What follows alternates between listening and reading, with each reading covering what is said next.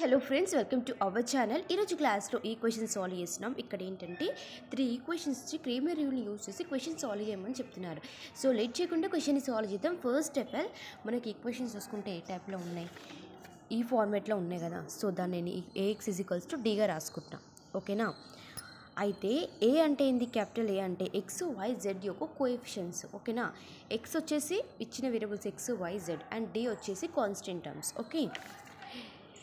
ఏ వచ్చేసి కోఎఫిషియంట్ కదా. ఫస్ట్ రోలో అంటే ఫస్ట్ ఈక్వేషన్లో కోఎఫిషియన్స్ ఏంటి, 2 -1 3, నెక్స్ట్ వచ్చేసి 1 1 1, నెక్స్ట్ 1 -1 1, ఇలా అనమాట. ఎక్స్ వచ్చేసి ఎక్స్ వై జెడ్ ఇలా. డి వచ్చేసి constant terms is 9 6 2.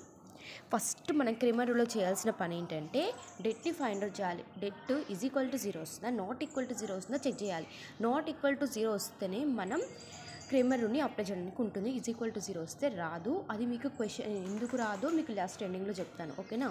First of all మనం డెట్ని సాల్వ్ చేద్దాం. డెట్ని నేను డెల్టాగా తీసుకుంటున్నాం. ఇప్పుడు డెట్ని మీకు సాల్వ్ చేయడానికి ఫార్ములా చూపించాలంటే ఇది మనకి ఫార్మేట్లో ఉంది కదా. ఫస్ట్ మనం ఏం తీసుకుంటాం, ఫస్ట్ రోని బేస్ తీసుకుంటాం. ఓకేనా. A1.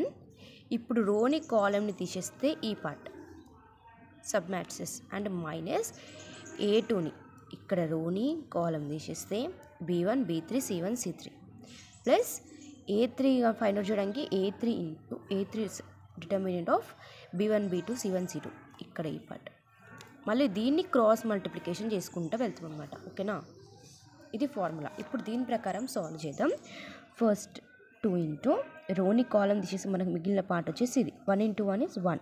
ఫార్ములాలో మైనస్ ఉంటుంది కాబట్టి +1 మైనస్ ఫార్ములాలో మైనస్ ఇక్కడ minus into minus plus 1 into 1 -1 plus 3 into 1 into minus -1 అంటే నాకు ఏం మిగులుతుంది, 2 ఇంటూ 2 అండ్ ప్లస్ 3 ఇంటూ -2. ఇది 0 అయిపోతుంది. ఓకేనా. అంటే ఏం మిగులుతుంది, 4 -6 అంటే -2 is not equals to of 0. Not equals to of 0 వచ్చింది కాబట్టి క్రేమర్ రూల్ని అప్లై చేయొచ్చు.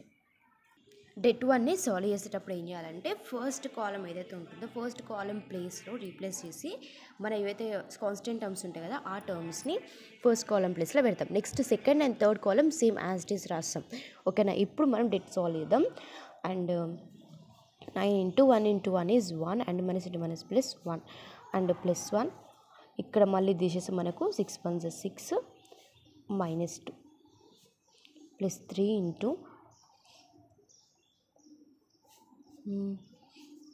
-6 -2 అంటే 9 into 2 and 4 plus 3 into -8. So 18 plus 4 -24 అంటే నాకు ఏమొస్తుంది, -2 వస్తుంది అనమాట. నెక్స్ట్ డెట్ 2 ఫైండ్ అవుట్ చేద్దాం. డెట్ 2 అంటే ఫస్ట్ కాలం సేమ్ అలాగే రాస్తాము 2 1 1. ఇక్కడ సెకండ్ కాలం ప్లేస్లో 9 6 2. Okay. Constant terms 3 1 1. Debt 1 find out చేసేటప్పుడు ఫస్ట్ కాలం ప్లేస్లో కాన్స్టెంట్ టర్మ్స్ రాస్తాం. Second and third column is same. Debt 2 solve చేసినప్పుడు సెకండ్ కాలం ఉంటుందా అక్కడ కాలం ఏమంటే కాన్స్టెంట్ టర్మ్స్ ఉంటుందో దాన్ని రాస్తాం అనమాట. And first and third column is same. మళ్ళీ థర్డ్ ఫైండ్ అవుట్ చేసినప్పుడు థర్డ్ కాలం రీప్లేస్ చేసి కాన్స్టెంట్ టర్మ్స్ రాస్తాం. ఓకేనా. ఇప్పుడు దీన్ని సాల్వ్ చేస్తే 2 ఇంటూ ఓకే రోని కాలం తీసేస్తే 6 1 6 -2 అండ్ -9 ఇంటూ చేసేస్తే మనకి ఏమొస్తుంది, 1 into 1 -1 and plus 3 into 2 -6 2 into 4 -9 into 0 and 3 into -4 2 4 8 అంటే మనకి ఏమొస్తుంది, -4 వస్తుంది. డెట్ 2 వచ్చేసి -4. ఇప్పుడు డెట్ 3 సాల్వ్ చేద్దాం. డెట్ 3 2 1 1 -1 1 -1 అండ్ ఇక్కడ 9 6 2. ఇప్పుడు దీన్ని సాల్వ్ చేస్తే 2 ఇంటూ రోని కాలం తీసేస్తే 1 into 1 is 2 is 2 and -6 next minus into minus plus 1ని రోని కాలం తీసేస్తే 2 -6 ప్లస్ 9 ఇంటూ 1 ఇంటూ 1 ఈజ్ -1 -1. ఇక్కడ క్రాస్ మల్టిప్లికేషన్ చేస్తే ఫార్ములాలో ఆల్రెడీ మైనస్ ఉంది కాబట్టి ఇక్కడ ప్లస్, ఓకేనా, సారీ. అండ్ ఇక్కడ వచ్చేసి మనకి ఏమొస్తుంది 2 8 and plus 1 into -4 plus 9 into -2. ఇప్పుడు క్యాలిక్యులేషన్స్ చేస్తే మనకి ఏమొచ్చేస్తుందంటే 2 8 16 -4 -18 వస్తుంది అనమాట.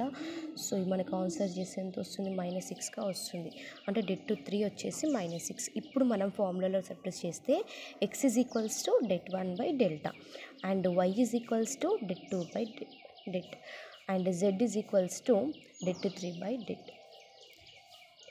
det 1 మనకి ఏమొచ్చింది, -2 వచ్చింది. det యొక్క వాల్యూ అనేది మనకు 2గా వచ్చింది, x, ఓకేనా, -2గా వచ్చింది. క్యాన్సిలేషన్స్ అయితే 1 అంటే x ఈజ్ ఈక్వల్స్ టు 1.